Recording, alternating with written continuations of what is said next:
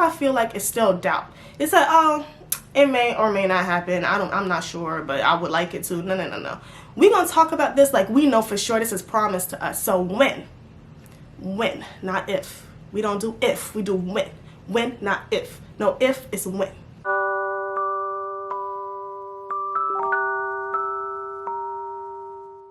What's up, guys, and welcome to my first video of 2023. My name is Chanel, aka Chanel the Belle on all platforms. If you're new here, welcome. If you've been here, welcome back. But either way, you should be subscribed. So go ahead and press that button. So this is my first video for the new year. I wanted to start this year off with like an informative sit down kind of video. I didn't want it just to be another vlog. If you clicked on this video today, then you're probably curious about how I accidentally manifested my dream life. So yes, it actually was in the beginning an accident, but after I started getting the hang of things, it got, more on purpose. But I'm going to explain all of that to you guys right now. I'm going to go ahead and cut right into the video, so let's get it. So first things first, if you don't know what manifesting is, which I'm sure everybody does if you have social media because it's been a big thing these last couple of years. So manifesting is the act of bringing a tangible desire or goal into reality, often by putting intentional energy into bringing these goals to life. The key word is tangible, because it has to be something that you can actually attain. So you can't be out here trying to manifest being a bird and thinking you about to fly off into the sunset. That's not how it works. It has to be something that is tangible. So as delusional as I can be, thinking that I can do, all kind of stuff, I still know when things need to be realistic at the same time. So it has to be something that is a realistic goal that you can work towards in order for you to manifest it. The one thing, this is two fingers, the one thing that changed my life and brought me into manifesting is just me speaking things into existence. Now, when I first started doing this, I didn't really realize what it was. Manifesting wasn't really something that you hear a lot about. Social media didn't really talk about it as much back then. Well, I didn't even have social media because when I first started manifesting this life that I have now, y'all, I was in the 7th grade. Now, backstory. I touched on this briefly in my other video, my moving to New York video at 19, but when I was in 7th grade, so I was like 13 years old, I think, I took a field trip to New York, and as soon as I hit it, I was just like, oh my gosh, I want to live here. So since me being 13 years old, constantly I was always saying how, oh my gosh, one day I'm gonna move to New York, I can't wait to live in New York, I'm gonna move there, it's gonna happen, like this is gonna be my life. So yeah, I moved here basically on a whim. It was like a leap of faith pretty much, and I struggled a lot to get where I am, but I still made it work. And then I ended up getting my dream apartment, my dream man, all kind of stuff. It just started happening out of the blue, and I noticed that the only common denominator for each instance was that I would talk about it and speak it into existence. So I didn't really start noticing that I was speaking this stuff into my life until before I got this place, and I was, just doing all kind of stuff trying to make New York work for me because I did not have anywhere to stay. Basically, I was essentially homeless, which I will link that video down below, because that kind of explains more. I don't want to get too into detail in this because that's not the point of the video, but I'll link that down below if you want to go watch that story time. But yeah, so I was doing all kind of stuff, and I was a dog walker on the side of my current job. But when I really noticed that I was starting to actually speak things into existence in my life was because I was walking this little beagle. His name was Augie. He was so cute, but I walked him for a couple of weeks. They requested me to come back because they liked, I guess, the way that they liked my service. So I was walking Augie, and so at this time I was bouncing around from place to place in Brooklyn. I didn't have a steady home, so I was looking at Augie every day and looking at the area that he lived in, because he lived around like 34th Street, I think it was, and I would just always walk him in that area, and I started falling in love with the area because I was always there. And I'm like, Augie, one day I'm going to be your neighbor. I'm going to live near you one day, Augie. One day I'm going to be your neighbor. And so when I got my apartment, out of the blue, like everything just happened so fast. I got my apartment, and after I started moving in, I'm looking around, I'm like, damn, this is up the street from Augie. Like, I really spoke this into existence. I could have gotten an apartment anywhere in New York.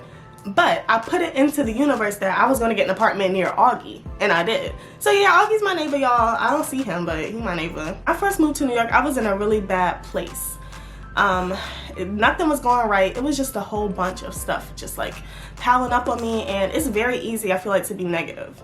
It's much harder to train yourself to have a positive mindset. So when I started seeing, like, I was so low at that point that I was like, I cannot get any lower than this, I don't feel like. Like, I know there's people that have it a lot worse than what I did, and I kind of brought it on myself because I did move on a whim, but at the same time, it was like, I just felt like I could not get any lower than where I was. I was on the verge of having to move back home. Like, it was just a lot, and I really wanted to make it work. And I noticed that when I started speaking positively and talking about things that I wanted in a positive way, and I really tried to move that negativity out of my mind, things started really looking up for me. But the main thing that I noticed that took a toll on me actually speaking things into existence was that I started replacing the word if with when. So when I was talking about moving to New York, I'm like, oh my gosh, when I move to New York, when I get an apartment in New York, when I'm your neighbor Augie, like when instead of if, because if I feel like it's still doubt. It's like, oh, it may or may not happen. I'm not sure, but I would like it to. No. We're gonna talk about this like we know for sure this is promised to us. So when, not if. We don't do if, we do when, not if. No, if is when. And that's when I really started putting 2 and 2 together, and I was like, wow, the power of the tongue is so strong. Sometimes I wish I manifested an apartment on the Upper East Side, because that's really, but you know what? I'm grateful, trust me, I am. Soon come. After all of that happened, and that's, like I said, I started putting 2 together, and I'm like, wow, I really started researching more into manifesting, and that's when I started doing a lot of the practices that I do now, which I'm going to be sharing with you guys step by step how I pretty much manifested, you know, everything that I have. So the first thing that I would say is very important for manifesting is speaking things into existence and being very clear about my goals. You want to be as clear as possible. So not only do I replace if with when, I am very specific now when I manifest things. But the more clear you are, the more pinpointed everything you receive will be. So you can say, oh, I want my own apartment. And for some people, it is that broad. Like, they just want an apartment. They don't care where it is. They don't care what, like, whatever. But when you're like me and you really wanted to live in a certain place or whatever, and you're like, oh, I want to live in New York. I want an apartment in New York. I mean, New York has so many boroughs and stuff, and then you end up in Staten Island or something. So if that's what you want, cool. But a lot of people, when they, like me, when you're not from the city and you want to live in the city, you want to live in the city. Like, you want to live in Manhattan. So I was very clear about that, especially when I started walking Augie. And I'm like, I'm going to live in this neighborhood. I'm going to live in this area. I'm going to live next to Augie. And I got an apartment 3 blocks, 3 streets or whatever away from Augie. So I was very clear about that. And I feel like that's why I ended up in the place that I did. So you want to be as clear as possible. Like, detail it out. Write down every little detail. Talk about every little detail that you want your specific goal. If you want a man, and you know you want your man to be this, that, and the third, because I manifested my man, but I never specified height, so he a little short. That's okay. That's cool. You know, a lot of girls want a tall man, so make sure you say you want him to be tall, girl, because you don't always get every little thing you want, and that was my one thing that I didn't get. Like I said, I don't mind it. I love my man. He's my everything. Him and my daughter are my everything, but it wouldn't kill him to be a little bit taller, if you know what I mean. Okay, so next up, you want to ask and write things down. So the way that I manifest is through prayer. I believe in God, so I manifest through faith and through prayer. I also do like vision boards, and I believe in writing stuff down. I feel like when you write things, whether that be on your iPad, notes in your phone, a physical pencil and paper, whatever, a dream journal, I believe that writing stuff down really secures what you want. It's so easy to talk and say things and then you forget you ever said it. But when you write stuff down and you go back and look at it, it can remind you of your goals, and it also can set it in stone, in my opinion. So I do believe in writing stuff down. I have vision boards, like I did in one of my vlogging videos. I make vision boards on my iPad. I used to do physical vision boards, but this is just much easier to me, and I feel like it has the same effect. I'll also link that video down below if you want to learn how I create my vision boards on my iPad. There's just so many ways that you can manifest. I know people who manifest and they, you know, to the universe, or like I said, I manifest through God.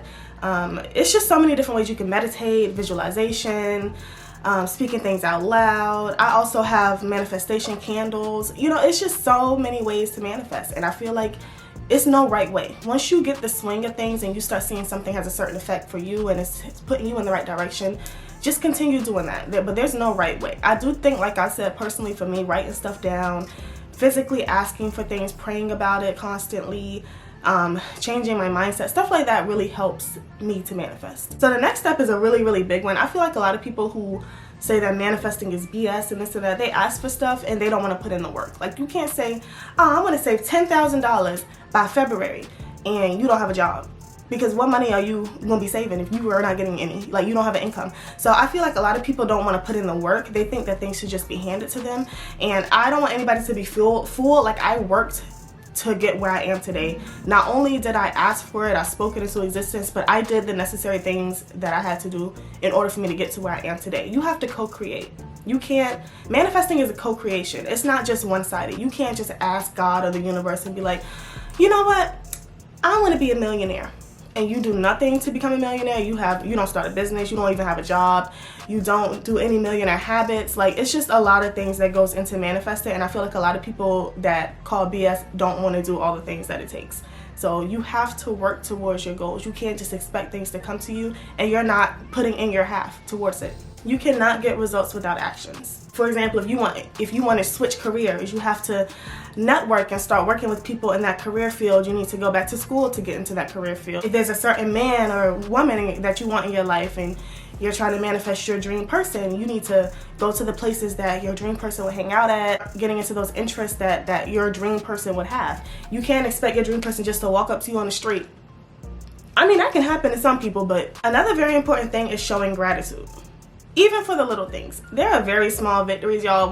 Because one of the things that I have been working on now is growing my channel. So when I first started my channel last year and I got my first subscriber, I was so happy. I'm like, oh my goodness, somebody's watching my video. You have to celebrate the small victories as well. If you're not thankful for the small things that you have now, why would you receive anything bigger? Because you're not even thankful for the things that you have at the moment.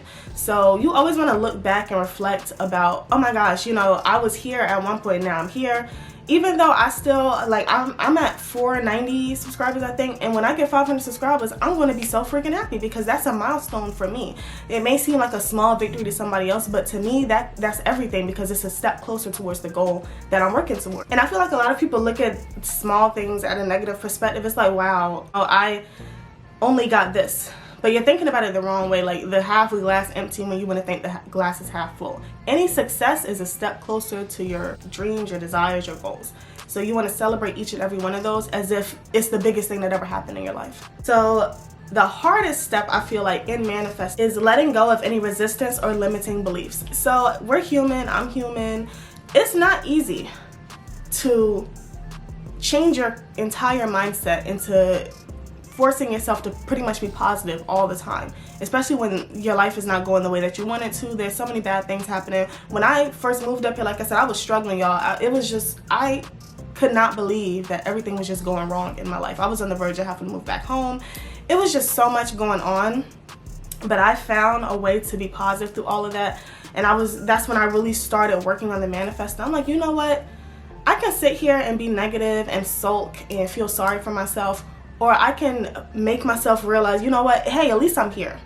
At least I got here at all. At least I did something that I said I wanted to do. Even though it's not working out at the moment, I know that I can make this work out for myself in the long run. I just have to have patience and I have to work towards it. So I feel like limiting beliefs, fear, worry, negativity, they're all things that you have to try to train yourself to not dwell on and to not have. It's normal, like I said, it's a natural human thing to be scared.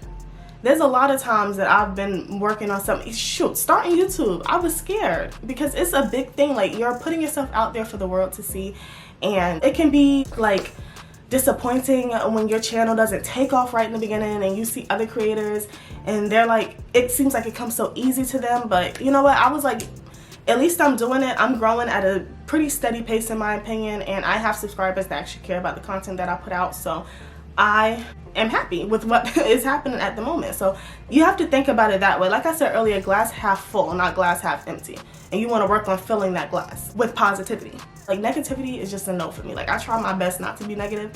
Every now and then I can be negative, of course, but for the most part, I try not to let negativity consume me. And it's a lot. Like you really have to work on that on a day-to-day basis, and I feel like you should write down like the things you're thankful for and the things you want to work on, and start trying to train yourself to talk about them in a more positive way and not a negative way. So that's just my opinion on that. I feel like that helped me a lot because, like I said, when I first moved here, I'm like, dang, nothing is going right. Why am I here? I should just go home. I should just do this. And if I really kept that mentality, I would have been my ass right back in Georgia at my mama's house. So yeah. So the next step I feel like is very, very important, and that's having patience. A lot of people, when they don't see results overnight, they're like, see, I knew this was not real. I knew this was BS. I knew that. Like, you can't expect a life-changing thing to happen in 24 hours. It can. It's possible. I've seen it happen to people. TikTokers and other YouTubers and stuff, I've seen it happen, but you can't compare yourself to other people's journey, and you can't, because I feel like that makes people rush a lot. So it's like you post 3 YouTube videos and you don't hit 1 million subscribers, and you like, well, why is my channel not growing? Oh, I'm just gonna quit. You have to have patience. Things don't happen for the majority of people that soon, that fast. So you really have to work on that. And you also have to be flexible, because I feel like a lot of people, when they ask for stuff, it's like they ask for it, and when it happens, it's not exactly in the way that they intended or they thought it would happen. So then they're just like, everything's not going to happen the way you want it to happen. There's a plan for everybody, and some things you just can't stray away from in your plan. Another example, I moved to New York. When I finally got my dream apartment, I was pregnant. Did I think I was going to move up here and have a kid right away? Absolutely not. Did it all work out, and am I happy that it did? Absolutely. It's always going to be little things. Everything's not going to happen exactly the way you want it to. There's always going to be 1 or 2 things that kind of throws off a little bit, but it's fine, because you still got what you worked for, and that's all that matters. So the last thing, this one's kind of tricky. It is to start living like your dream lifestyle. Now, obviously, there's limits to this. You can't be out here spending every dime you got because your dream is to be a shopaholic or a socialite, and they shop all the time. Like, don't go broke. Keep it realistic. Honestly, I hate the word realistic, but I know how truthful it is and how important it is to for certain things to be realistic. So in this aspect, you need to be a little realistic. But for example, if you want to be a millionaire, there's plenty of videos on YouTube about millionaire morning routines, millionaire habits, millionaire this, millionaire that. So you can follow some of those morning routines, those habits, and start kind of living like the millionaires in that aspect.